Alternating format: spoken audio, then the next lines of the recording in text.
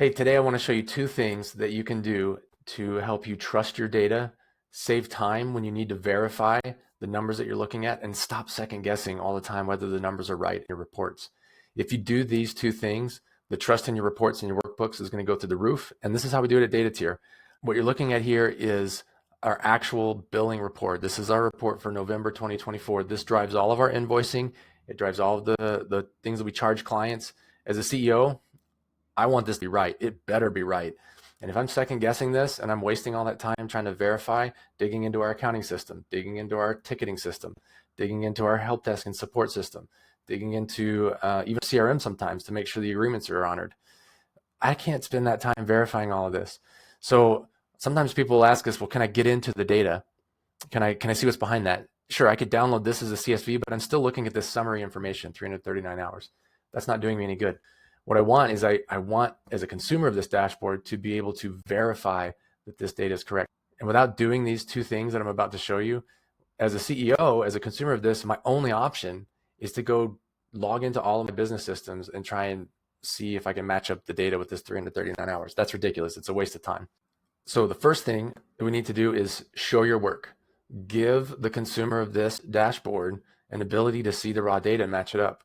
That doesn't mean allowing download to CSV or export to PDF or whatever, or download to Excel.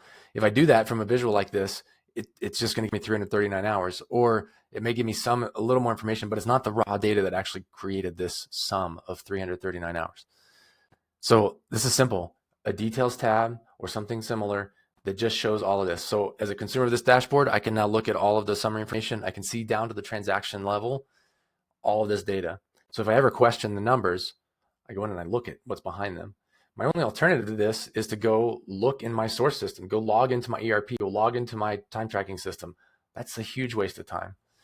So what I want to do is to be able to just spot check the raw data, and to be able to facilitate that, there's a details tab here. It's not rocket science, but hardly anybody does this. If you don't do the second thing, this first thing, show your work, is not possible. So the second thing that we need to do is actually have a copy of the raw data in our warehouse. So I'll show you just a visual here, what I mean. So over here we have data sources, maybe our CRM, maybe our ticketing system, etc.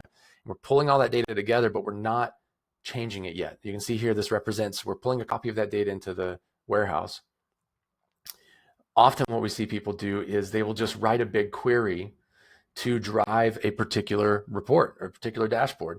They want to get to that information that they're trying to deliver, but there's no way to show your work if you do that.